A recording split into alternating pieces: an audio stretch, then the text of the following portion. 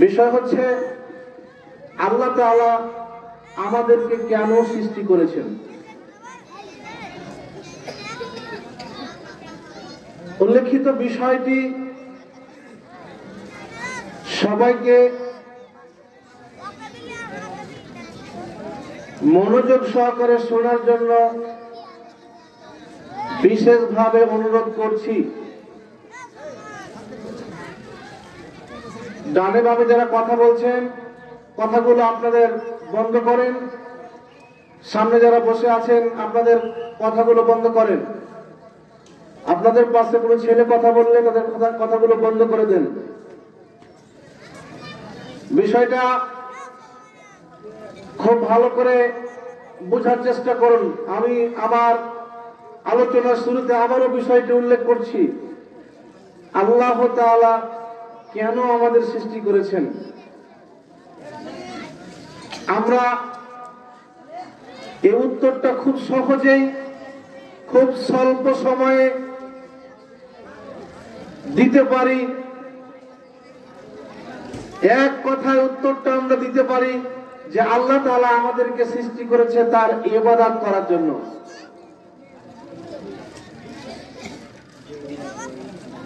আল্লাহ তাআলা যদি আমাদেরকে ইবাদত করার জন্য সৃষ্টি করে থাকেন, বিনিময়ে আমাদেরকে কি দিয়েছেন? বিনিময়ে আল্লাহ তাআলা গোটা পৃথিবী আমাদের অনুগত করে দিয়েছেন। আপনি বলবেন আল্লাহ তাআলার ইবাদত করলে কি লাভ হবে আমাদের?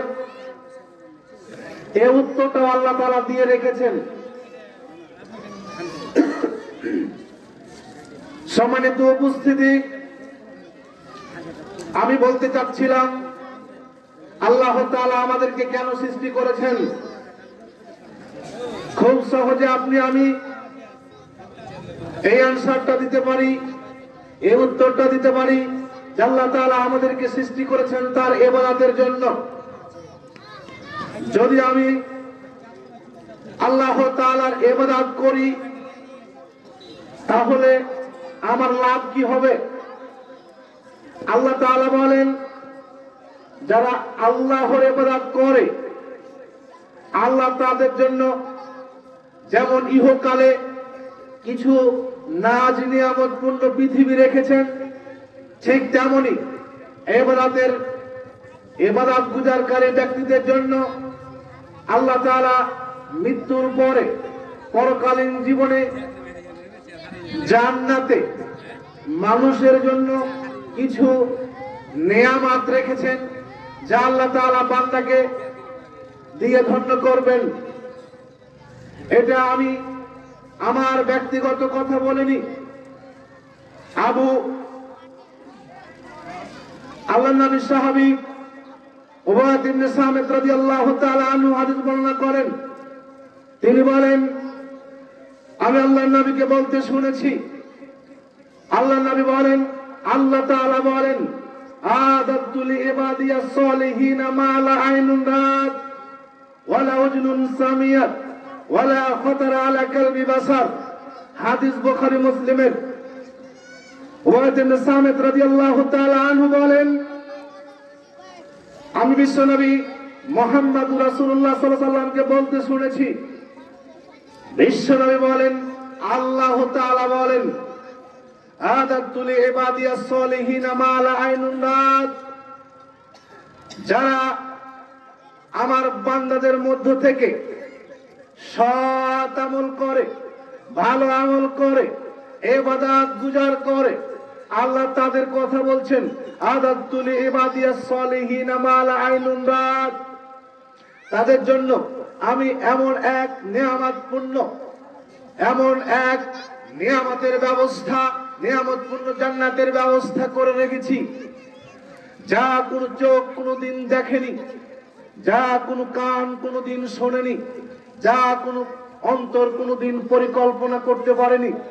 তাই তো আল্লাহর নবী সাহাবী উবাদা ইবনে সামিত বলেন, যারা আল্লাহর ইবাদত করে আল্লাহর নবী তাদের ব্যাপারে কথা বলছেন যে আল্লাহ তাআলা বলেন, আদাতু লিইবাদিয়াস সালিহিনা মা লা আইনুন রাত ওয়ালা উজনুন সামিয়াত ওয়ালা খাতারা আলা কালবি বাসার।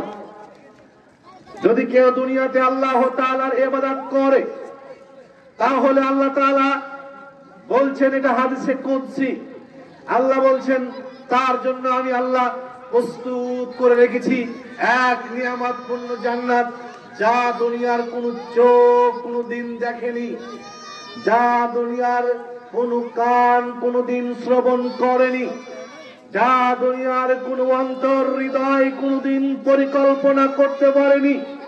কি তাকে দেওয়া হবে, কেমন জান্নাত দেওয়া হবে, কত বড় নিয়ামত দেওয়া হবে, এটা কোনদিন মানুষ পরিকল্পনাও করতে পারেনি। সম্মানিত উপস্থিতি, বলছিলাম আল্লাহ তাআলা কেন আমাদেরকে সৃষ্টি করেছেন? আল্লাহ তাআলা আমাদেরকে তার ইবাদত করার জন্য সৃষ্টি করেছেন। এই মর্মে আল্লাহ তাআলা বলেন, ওমা খালাকতুল জিন্না ওয়াল ইনসা ইল্লা লিয়াবুদুন। আল্লাহ বলছেন, আমি জিন জাতিকে, মানব জাতিকে একমাত্র কেবলমাত্র আমার ইবাদতের জন্য সৃষ্টি করেছি, অন্য কোন উদ্দেশ্যে অন্য কোন লক্ষ্যে জিন এবং মানবকে সৃষ্টি করি নাই। শুধুমাত্র কেবলমাত্র আমার ইবাদতের জন্যই সৃষ্টি করেছি। দুনিয়াতে বান্দা আমার ইবাদত করবে, দুনিয়াতে বান্দা আমার দাসত্ব করবে, দুনিয়াতে বান্দা আমার হুকুম মেনে নেবে, দুনিয়াতে বান্দা আমার নিষেধ মেনে নেবে। এই জন্যই আমি আল্লাহ জিন জাতিকে মানব জাতিকে সৃষ্টি করেছি। এই হচ্ছে সৃষ্টির উদ্দেশ্য। সম্মানিত উপস্থিতি, বলতে চাচ্ছিলাম আল্লাহ তাআলা আমাদেরকে কেন সৃষ্টি করেছেন? আল্লাহ তাআলা আমাদেরকে সৃষ্টি করেছেন তার ইবাদত করার জন্য। ইবাদত করার জন্য আল্লাহ তাআলা এই পৃথিবীটাকে আমাদের জন্য বাস উপযোগী, চলাফেরা উপযোগী করে দিয়েছেন, ইনকাম রোজগারের উপযোগী করে দিয়েছেন। এই দুনিয়াকে ব্যবসা বাণিজ্যের ক্ষেত্র বানিয়ে দিয়েছেন। এই দুনিয়াকে কৃষি ক্ষেতের এক বিশাল ভূমি বানিয়ে দিয়েছেন। বান্দা আল্লাহর ইবাদত করবে, বিনিময়ে আল্লাহ বান্দাকে এই দুনিয়ার নাজ নিয়ামত দিবেন। এর সাথে আল্লাহ তাআলা এই নিয়ামতপূর্ণ একটা জান্নাতের ব্যবস্থা করে রেখেছেন, যারা আল্লাহ তাআলার ইবাদত করবে তাদের জন্য। সম্মানিত উপস্থিতি, আপনাকে আমি বলি ইবাদত কি, ইবাদতটা কাকে বলে? আপনি এখন বলবেন আমরা জানি আল্লাহ আমাদেরকে ইবাদত করার জন্য সৃষ্টি করেছে। ইবাদতটা কি? ইবাদতটা কি, কাকে বলে ইবাদত? নবী সাল্লাল্লাহু আলাইহি ওয়াসাল্লাম বলেন, ইবাদত হচ্ছে আল্লাহ তাআলাকে এক বলে মেনে নেওয়া। ইবাদত হচ্ছে আল্লাহ তাআলার আদেশ নিষেধ মেনে চলা। এটার নাম হচ্ছে ইবাদত। আল্লাহ যা বলেছেন সেটা মেনে নেওয়ার নাম ইবাদত। আল্লাহ যেটা নিষেধ করেছেন সেটা মেনে নেওয়ার নাম ইবাদত। আল্লাহ এক কথা বলার নাম ইবাদত। আল্লাহর নবী বিশ্বনবী মুহাম্মদ সাল্লাল্লাহু আলাইহি ওয়াসাল্লাম বলছেন, ইবাদত হচ্ছে আল্লাহ তাআলার নির্দেশ মেনে চলা। এখন আপনি বলেন, আপনার জীবনে আপনি আল্লাহর কয়টা নির্দেশ মেনে চলেন? অথচ আল্লাহ আপনার ব্যাপারে বলছেন, আল্লাহ আমার ব্যাপারে বলছেন, গোটা পৃথিবীর মানুষের ব্যাপারে বলছেন। আল্লাহ বলছেন, আমি মানব জাতিকে সৃষ্টি করেছি আমার ইবাদতের জন্য, অন্য কোন লক্ষ্য অন্য কোন উদ্দেশ্য এর পিছনে ছিল না। আপনি বলেন আল্লাহ আপনাকে দৈনন্দিন জীবনে কতগুলো নির্দেশ, কতগুলো নিষেধ আর কতগুলো আদেশ দিয়েছেন, আপনি কয়টা মেনে চলেন? আপনি আপনার জীবনের সাথে একটু মিলান। আপনি তো সব থেকে বড় আল্লাহ তাআলার যেটা বড় নিদর্শন, আল্লাহ তাআলার সব থেকে বড় আদেশ, সেটা হচ্ছে আল্লাহ তাআলার ইবাদত করতে হবে। আর ইবাদতের জগতে সব থেকে বড় ইবাদত হচ্ছে সালাত, যেটা আপনি দৈনন্দিন জীবনে এড়িয়ে যাচ্ছেন। দৈনন্দিন জীবনে আপনি এটাকে এড়িয়ে যাচ্ছেন। দৈনন্দিন জীবনে আপনাকে এটা ছেড়ে আপনি গতানুগতিক অনুসারে জীবন পার করে চলেছেন। এর নাম কি ইবাদত? আল্লাহ বলছেন, আমি আমার ইবাদতের জন্য সৃষ্টি করেছি, আমার ইবাদতের জন্যই সৃষ্টি করেছি, অন্য কোন উদ্দেশ্য নয়। আল্লাহ তাআলা বলেন ইবাদত কিভাবে করবে, এই জন্য পথ দেখানোর জন্য, ইবাদতের রাস্তাগুলো দেখানোর জন্য, ইবাদতের নিয়ম কারণ শেখানোর জন্য আল্লাহ বলছেন আমি নবী পাঠিয়েছি, রাসূল পাঠিয়েছি। আল্লাহ তাআলা বলেন ওয়ালাকাদ বাআসনা ফি কুল্লি উম্মাতির রাসূলা আন ইয়াবুদুল্লাহা ওয়াজতানিবুত তাগুত। আল্লাহ তাআলা বলেন আমি অবশ্যই প্রত্যেকটা জাতির জন্য একজন করে নবী এবং রাসূল প্রেরণ করেছি, এই প্রত্যাদেশ দিয়ে, এই নির্দেশ দিয়ে যে তোমরা এক আল্লাহর ইবাদত করবে আর নিজের নিজ উম্মতদেরকে তাগুত থেকে বিরত রাখবে, নিজের তাগুত থেকে বেঁচে থাকবে, নিজের অনুসারীদেরকে তাগুত থেকে রক্ষা করবে। এখন প্রশ্ন এসে যায়, তাগুত কাকে বলা হয়? তাগুত হচ্ছে আল্লাহ এবং তার রাসূলের বিরোধী শক্তিকে তাগুত বলা হয়। খুব সহজ বাক্যে যেটাকে তাগুত বলা হয় সেটা হচ্ছে আশিরক হচ্ছে তাগুত, আল কুফর হচ্ছে তাগুত। আল্লাহ এবং তার রাসূলের বিরুদ্ধে শক্তি হচ্ছে তাগুত। আল্লাহ এবং তার রাসূলের শরিয়ার বিরুদ্ধে যারা অবস্থান নেয় সেটাই তাগুত। আল্লাহ এবং তার রাসূলের আইন বাদ দিয়ে যে আইন পাস হয় সেটাই তাগুত। আল্লাহ এবং তার রাসূলের বিধান বাদ দিয়ে যেটা সমাজে চলে সেটাই তাগুত। আল্লাহ নবী বলছেন তাগুত হচ্ছে এই, তাগুত হচ্ছে আল কুফর, কুফরি করা হচ্ছে তাগুত। তাগুত হচ্ছে আশিরক, শিরক করা, অংশীদারিত্ব স্থাপন করা, এটা হচ্ছে তাগুত। বলতে চাচ্ছিলাম আল্লাহ তাআলা প্রত্যেকটা উম্মতের জন্য, প্রত্যেকটা জাতির জন্য একজন করে নবী এবং রাসূল পাঠিয়েছেন, এই প্রত্যাদেশ দিয়ে যে আল্লাহর আদেশ মেনে তার ইবাদত করতে হবে এবং তাগুত থেকে নিজে বিরত থাকতে হবে, নিজের অনুসারী নিজ উম্মতদেরকে সেই তাগুত থেকে বিরত রাখতে হবে। এই মর্মে আল্লাহ তাআলা নবী এবং রাসূল প্রেরণ করেছেন। আল্লাহ তাআলা বলেন নবী এবং রাসূল এরা এই দুনিয়ায় এসে কিভাবে কেমন করে ইবাদত করতে হবে এটা আবার কিভাবে বলবে, এই জন্য প্রত্যেকটা নবী এবং রাসূলকে সহিফা দান করা হয়েছে। এরপরে কিতাব দেওয়া হয়েছে, আসমানি কিতাব দেওয়া হয়েছে, যে আসমানি কিতাবটা মানব জীবনে অত্যন্ত কার্যকারী। ইবাদতের ক্ষেত্রে, আপনার জীবনের ক্ষেত্রে, আপনার ব্যক্তি জীবন, আপনার পারিবারিক জীবন, আপনার সামাজিক জীবন, আপনার রাষ্ট্রীয় জীবন, সর্বক্ষেত্রে একটা বিধান অতীব কার্যকারী, একটা বিধান অতীব কার্যকারী, সেটার নাম হচ্ছে মহাগ্রন্থ আল কোরআন। এই কিতাব যারা মানবে, এই কিতাব যারা অনুসরণ করবে, এই কিতাবকে যারা শুনবে, এই কিতাবকে যারা বুঝবে, তারাই সঠিক পথে পরিচালিত হবে, তারাই আল্লাহর ইবাদতে মশগুল হবে, তারাই সত্যিকারে ইবাদত গুজারকারী বান্দা হবে। আর যারা এই কোরআনের ছায়া থেকে দূরে চলে যাবে, যারা এই কোরআনকে শুনবে না, যারা এই কোরআনকে বুঝবে না, যারা এই কোরআনকে মানবে না, তারা আল্লাহ রাব্বুল আলামিনের রাস্তা থেকে, নবীর রাস্তা থেকে দূরে চলে যাবে, তারা তাগুতের রাস্তার মধ্যে নিপতিত হবে, ঢুকে পড়বে। সম্মানিত উপস্থিতি, বলছিলাম আল্লাহ তাআলা কেন আমাদেরকে সৃষ্টি করেছেন? আল্লাহ তাআলা আমাদেরকে সৃষ্টি করেছেন তার ইবাদত করার জন্য। আমরা ইবাদতটা কেন করব? আল্লাহ সৃষ্টি করেছে, আল্লাহর ইবাদতটা কেন করব? আল্লাহ বলছেন কেন করবে, আমার ইবাদত কেন করবে? একটু শোনো, তুমি বান্দা শুনে নাও, কেন আমার ইবাদত করবে, কেন আমার হুকুম মানবে, কেন তুমি আমার আদেশ মানবে? তুমি একটাবার একটু হলেও অনুধাবন করার চেষ্টা করো, একটু শুনে নাও। আল্লাহ বলছেন আমি মানব জাতিকে মাটির নির্যাস থেকে সৃষ্টি করেছি। মাটির নির্যাস, যেখানে মানুষের কোনো অস্তিত্ব ছিল না। আমি একজন মানুষ, আমি সৃষ্টি হওয়ার পূর্বে আমার অস্তিত্ব ছিল না। এই পৃথিবীর সকল মানুষ একদিন অস্তিত্বহীন ছিল। আল্লাহ বলছেন আমি আল্লাহ কত দয়া করে, কত মায়া করে তোমাকে দুনিয়ায় এনেছি। কেন ইবাদত করবে শুনে নাও, কেন আমার ইবাদত করবে একটু বুঝে নাও। তোমার কোনো অস্তিত্ব ছিল না, তোমার নাম ছিল না, তোমার পরিচয় ছিল না। আমি এমন এক জায়গা থেকে আমি তোমাকে সৃষ্টি করেছি। আল্লাহ বলছেন ফাল ইয়ানজুরুল ইনসানু মিম্মা খুলিক। আল্লাহ বলছেন মানুষের লক্ষ্য করা উচিত যে মানুষকে কোথা থেকে সৃষ্টি করা হয়েছে। আল্লাহ